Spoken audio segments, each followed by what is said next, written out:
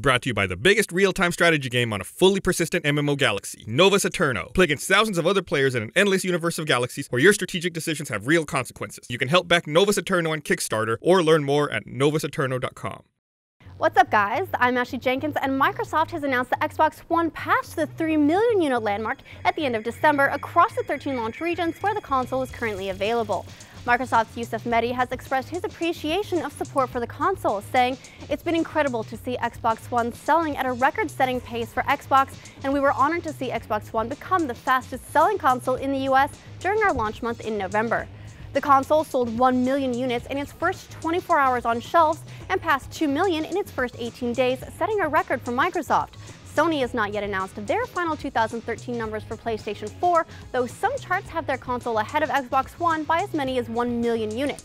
Sony's last official sales announcement came on December 3rd, when their next-gen console passed 2.1 million units. As part of Microsoft's newest sales announcement, they also alluded to their strong games lineup for 2014, calling out Titanfall, Watch Dogs, Project Spark, Sunset Overdrive, The Division, The Witcher 3, Destiny, Plants vs. Zombies Garden Warfare, and The Elder Scrolls Online. And Halo fans were understandably upset to see the 5th core entry in that series excluded, believing it to indicate the game had slipped to 2015.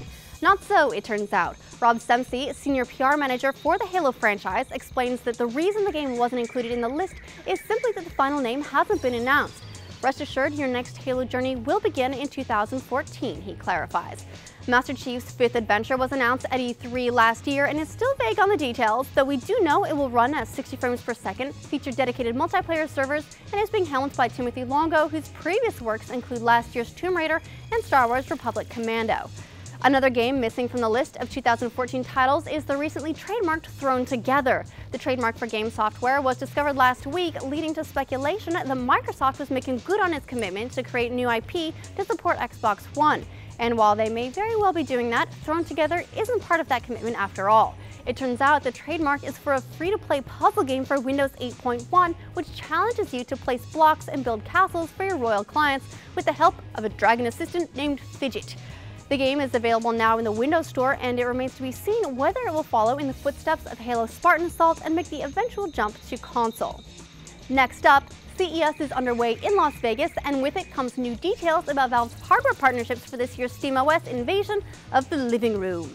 Their keynote will take place later tonight, so expect more details tomorrow, but we do know that their known list of partners has expanded beyond the previously announced iBuyPower, Digital Storm, and CyberPower PC to include big-name manufacturers Alienware, Falcon Northwest, Origin PC, Gigabyte, Material.net, WebHolland, Alternate, Next, Zotac, and Scan Computers.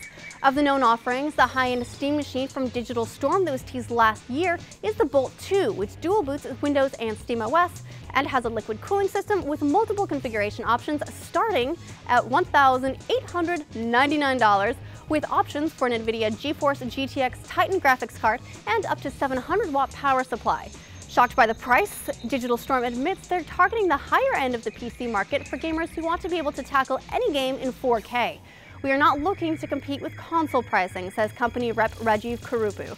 On the slightly more affordable end, CyberPower PC has 2 machines planned for release in the back half of the year, one starting at $499 and another for $699. Both will have 500GB hard drives, 8GB of DDR3 RAM, and MITx motherboards with support for Bluetooth, Wi-Fi, and USB 3.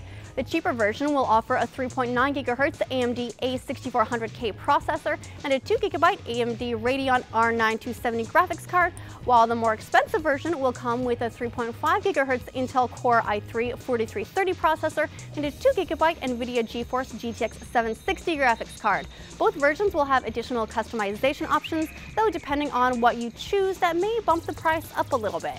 We'll keep you posted when additional partner hardware configurations are announced.